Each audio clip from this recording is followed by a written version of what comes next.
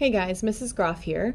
Today we're going to do some skill building and learn some different kinds of sketches that artists use mostly as ways to practice observing, right? To practice what we see and translating that to what we can draw. So I've got my little wooden man here. I'm going to demonstrate a term called gesture sketching. So you just basically need like any kind of scrap paper for this week's assignment. We're going to do 2 gesture sketches, and you don't have to have a fancy wooden guy like I have. You can pretty much use anything. You can even use your hand. So I'm going to start with him, and then I'll demonstrate using my hand. A gesture sketch is a really loose, rough line to show the movement or the pose of something. So there's no detail. It's not really an outline. Just going to keep my hand kind of moving. I like to scribble until I feel like I get the right shape. So his head was a little wider and I didn't get that right the first time. Here comes his neck. There's the torso. It's like there's no erasing. I'm not worried about if I get it wrong, then I just scribble until I get it right. Okay, his arm's coming out. I'm looking at the joints here. There's his elbow. If you run out of paper, just go right off. Here's his other shoulder. Okay, running out of room there. There's the midsection area. So again, the point is to practice observing what you see and just kind of get the main idea of something. Okay, and so from my perspective, his leg's kind of going back. All right. So it's like a 30-second to maybe 1-minute activity where you're just kind of scribbling with these loose overlapping lines. I'll do my other one on the back since I ran out of room. Okay, so I'll move this guy out of the way. All right, so let's just say I'm going to gesture sketch my hand. There's this part right here. There's my thumb. If it got a little too skinny, I'm just going over it to make it thicker. There's my pointer finger. Ends up kind of almost looking like robot hand. Okay, here's my pinky. I'm kind of using the side of my pencil too. I'm not sure why, it just feels more comfortable to me. And there's my middle finger. Okay, boom, done. So yeah, kind of creepy, but that's a gesture sketch. Okay, the next thing you're going to do is a blind contour sketch. This one's fun because they come out terrible. So again, any object, but don't make it up. It needs to be something that is in front of you that you can see. It could even be another pencil or a pen. I have these scissors. All right, so the way this works is you don't look at your paper. You're blind to your paper, but your eyes are focused on the object that you are drawing. And you're traveling along the edge of it with your eyes, and your hand is kind of following. Okay, so of course you can cheat at this. I wouldn't know if you cheated. Well, I will know because they'll probably look too good. But if you cheat, you're only cheating yourself because this is just a warm-up exercise. All right, so my eye is traveling around the circular part of the handle. It's coming back in. Now I'm doing the longer oval part of the other handle. Coming back in. All right, now I'm right here. My eyes are right here. I'm not looking at my paper still. Coming down with a nice straight line. There's the point. So my eyes are traveling slowly.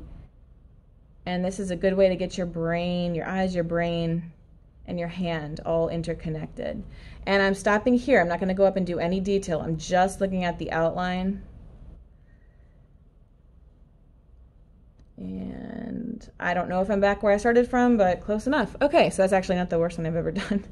Now you could go in and try to put in the negative space, the holes, but I'm not too worried about that for now. Okay, so hopefully your blind contour will be a fun activity for you to try that's supposed to come out kind of crazy looking.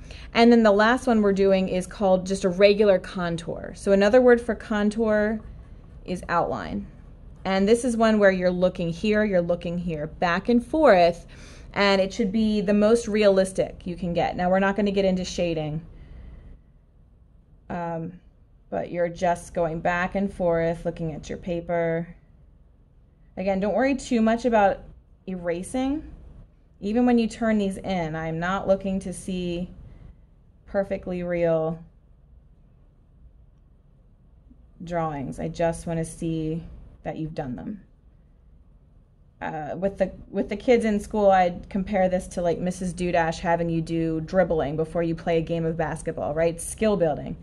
It's a way to practice. And then when you actually do the main project, which will come next week, you'll have some better skills. Okay, so now I'm going to go do the negative space. That's the background. It's the holes. And sometimes thinking of them as their own shape helps you to get a more realistic design.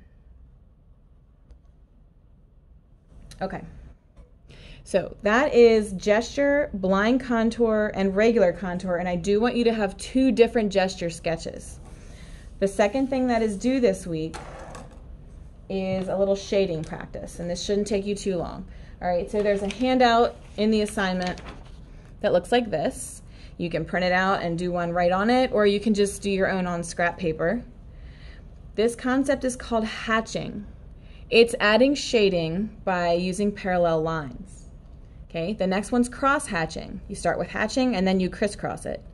So it creates darker values, darker darks. Third one is pointillism. This is adding shading by using bunches of dots. And where it's lighter, you just don't add as many dots. These 3 are we're going to use markers, Sharpies, pens, anything that's not a pencil. The last one is blending, and that I do want you to use a pencil for because it's easier to get a nice smooth blend or shade with a pencil. Okay, so if you're just doing this on scrap paper, you can just pick one of these shapes. I just did a circle. Okay, so for hatching, here I have a sphere here. Let's say the light in the art room is like all over the place, but if I just had a spotlight, this would be the lightest part. And down here we see some darker shades, right? And we also want to make it look round in 3D. So for hatching, I'm going to just kind of use a series of slightly curved but parallel lines. Okay, the closer I put them together, the darker it gets. So that's hatching, right? Doesn't take too long. Cross hatching, start with hatching again, keeping in mind which part you want to be dark. We don't want to color the whole circle in. We want to create the effect that there's a spotlight or the sun or whatever you want to think of, your light source. Okay, and I'm overlapping them a bit, so it's okay if they touch here and there. All right, and then for cross hatching, you're just crisscrossing. So you're overlapping, perpendicular. There's some math terms for you. Okay. All right, pointillism. I've always loved this for some reason. It takes a while, but I just like the look of it. So if you're using a Sharpie, you still need to be gentle. You don't want to be like banging the tip on there. But you can also go kind of quick if you don't lift your hand too much. Remember, you want to keep kind of a curved shape. And you don't need to do any here where the light is hitting. But the closer you get to the edge, that bottom opposite edge of the light source, the more you need. So this is one that will take you a little bit longer if you're doing it properly. Okay, so you get the idea. And then the last one is blending, so I'm going to switch to my pencil. Okay, my sun is still shining here, so I know this is going to be the darkest. And I just want to stay inside my circle. Notice how I'm not using straight lines. I'm not scribbling. I'm keeping the shape of the circle, and I'm pushing really hard on the edge. I'm overlapping, watch it get darker.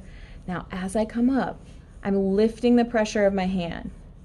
So I'm not pushing quite so hard, and my curves are getting smaller.